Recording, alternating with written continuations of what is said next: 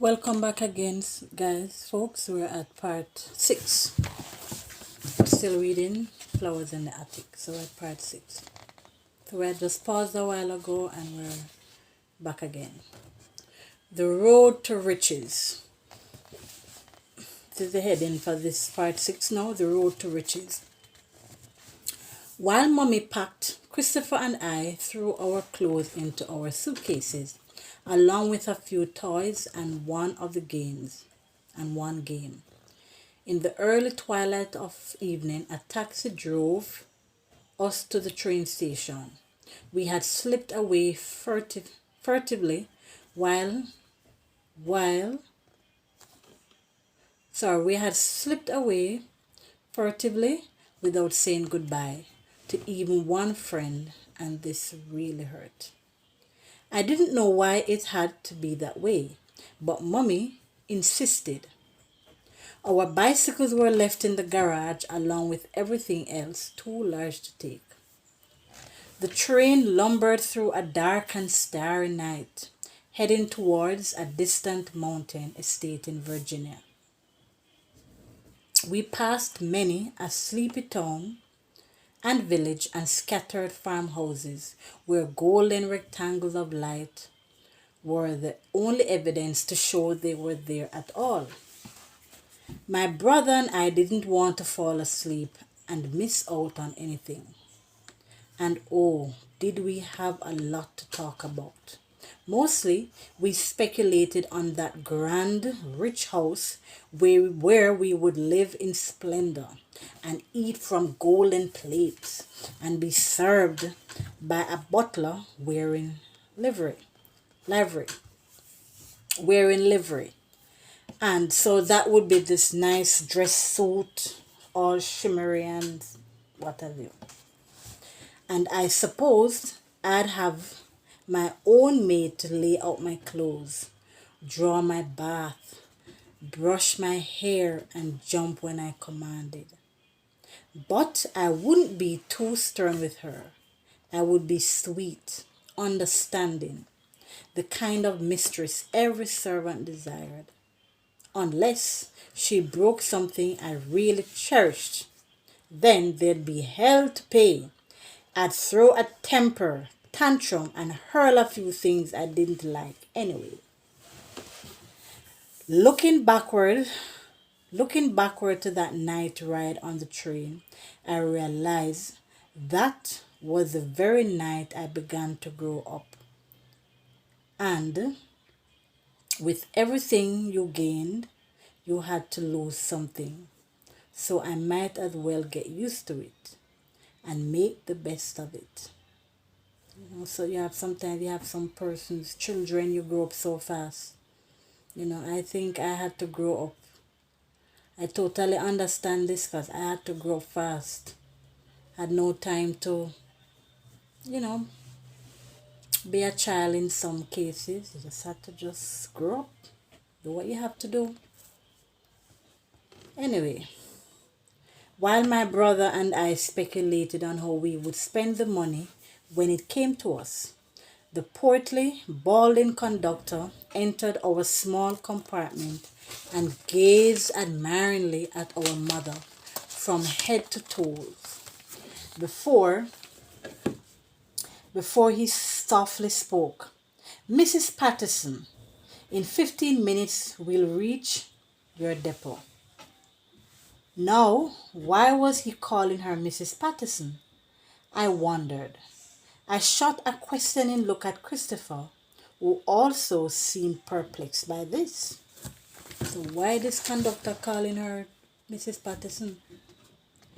Jolted awake, appearing startled and disoriented, Mummy's eyes flew wide open. Her gaze jumped from the conductor, who hovered so close above her, over to Christopher and me, and then she looked down in despair at the sleeping twins. Next came ready tears, and she was reaching in her purse and pulled out tissues, dabbing at her eyes daintily. Then came a sigh so heavy, so full of woe, My heart began to beat in a nervous tempo. Yes, thank you, she said to the conductor, who was still watching her with great approval and admiration. Don't fear, we'll be ready to leave. Ma'am, he said, most concerned when he glanced at his pocket watch. It's 3 o'clock in the morning. Will someone be there to meet you? He flicked his worried gaze to Christopher and me, and then to the sleeping twins. It's all right. It's okay, assured our mother. Ma'am, it's very dark out there. I could find my way home asleep, she said. The grandfatherly conductor wasn't satisfied with this. Lady, he said, it's an hour's ride to Charlottesville. We aren't letting you and your children off in the middle of nowhere. There's not a house in sight. To forbid any further questioning, Mummy answered in her most arrogant manner. Someone is meeting us. Funny how she could put on that kind of haughty manner like a hat and just as easily discard it. We arrived at the depot in the middle of nowhere and we were let off. No one was there to meet us. It was totally dark. When we stepped from the train and the conductor had warned, there was not a house in sight. Alone in the night, far from any sign of civilization, we stood and waved goodbye to the conductor on the train steps, holding on by one hand, waving with the other. His expression revealed that he wasn't too happy about leaving Mrs. Patterson and her brood of 4 sleepy children waiting for someone coming in a car.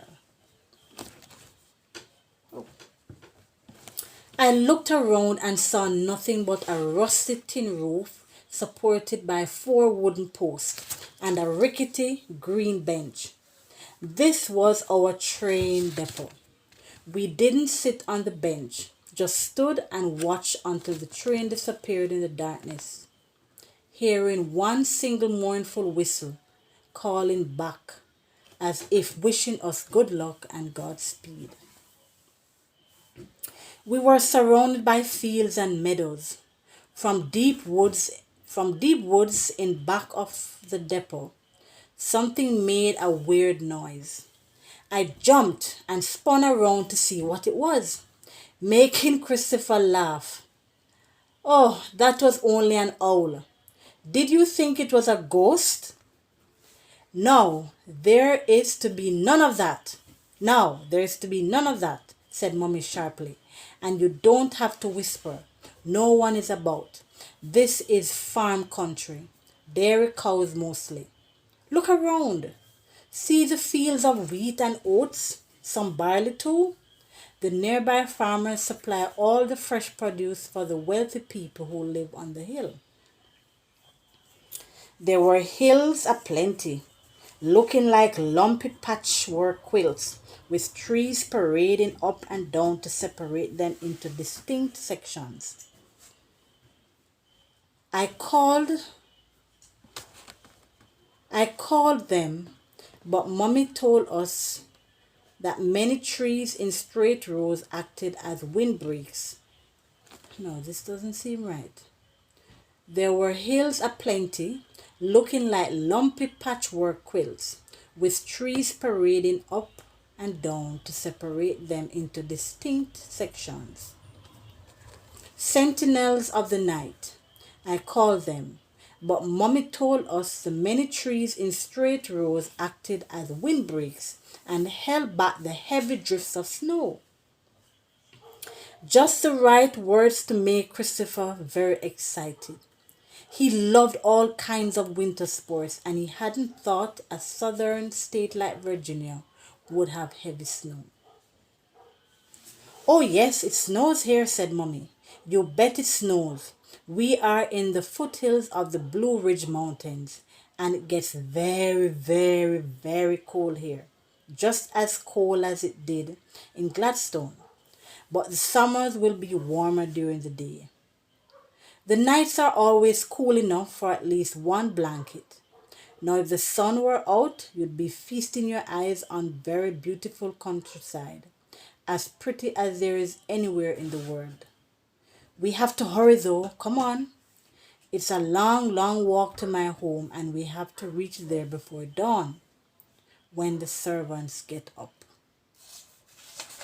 So she sneaked them out into the early morning. So obviously they're going to sneak into the house before daylight, as they would say.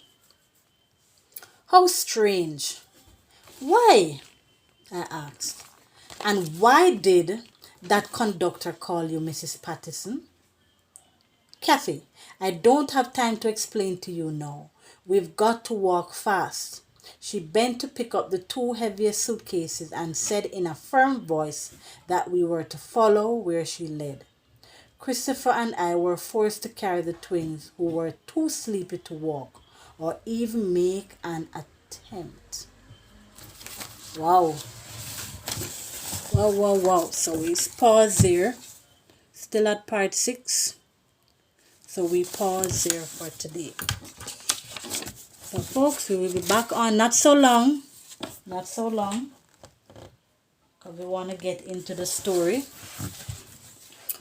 So we'll be back again shortly. So we pause there for today. Thank you for taking the time out to listen and to view my page. Really appreciate it. I hope you had your spicy tea. I hope you had your iced tea. And I was scaling fish today, and seemed as if one of the stuff went right in scale, or the fins or whatever went right into my finger. I have to go get a pin and try and remove it. Yes, folks, so thank you. Hope you folks have a productive week. I will be back on again soon. Take care of yourselves. Keep safe. Please remember to like, subscribe, and share. I'm still waiting to hear your comments. Leave a comment.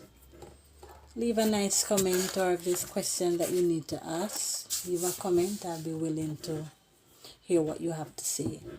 Remember to like and subscribe. You can go on YouTube, type in Karen, Kren VIBES with an exclamation sign, reading for the mature audience, and you'll find my page and you can join me. So stories I've read before, you can join and listen through. Alright folks, so thank you much. Bless you folks. Take care of yourselves, and I'll see you again soon. Bye.